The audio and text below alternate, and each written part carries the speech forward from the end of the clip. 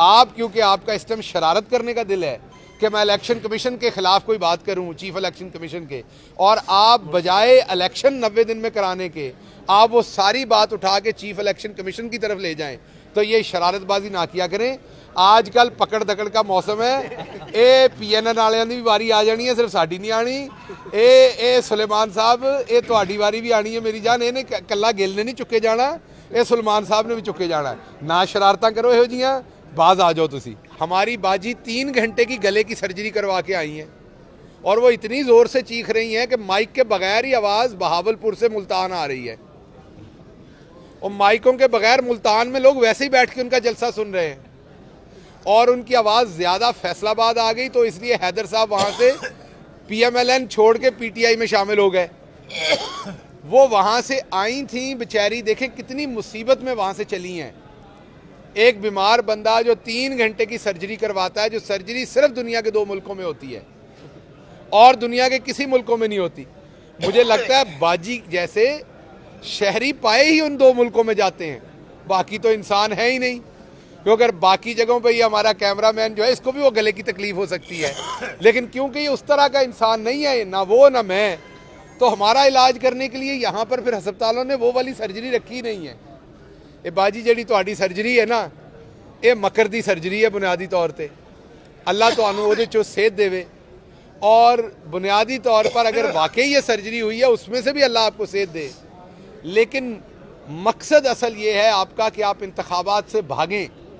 आपका दिल करता है कि किसी तरीके से आपको इंतखाबात में तारीख मिले आगे से आगे, और आप इसको एक्सटेंड करें, क्योंकि आपको पता है अगर आप इस तरह से इलेक्शन के अंदर चले गए तो एक टर्म होती थी ज़मानत ज़ब्त होना, अब मेरा ख्याल ज़मानत ज़ब्त नहीं होनी, ज़मानत के साथ कुछ और ही होना है।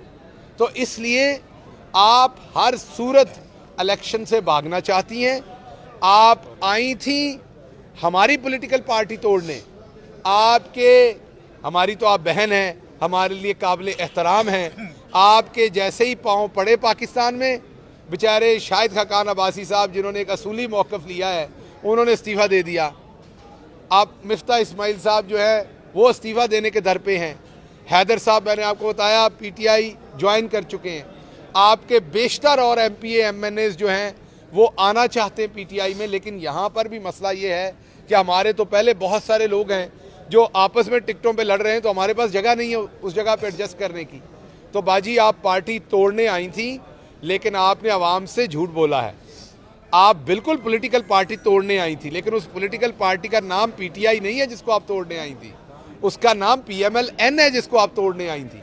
और मैं आपको मुबारकबाद देता हूँ कि हमेशा की तरह आपने बड़े शानदार तरीके से पॉलिटिकल पार्टी को तोड़ दिया है।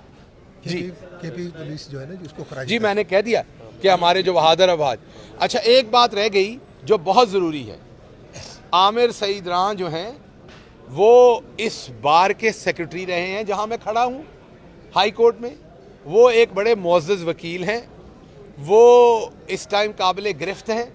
मेरी सिर्फ इस्तदाद अदालतों से यही है कि उनके मुताबिक, कानून के मुताबिक उन पर कार्रवाई हो और उनकी जल्द जो है बाजियाबी हो सके, ताकि वो भी अपनी फैमिली के साथ वक्त गुजार सके। देखिए, बात ये है कि 90 दिन के अंदर जो इलेक्शन है वो आइन कहता, मैं नहीं कह रहा।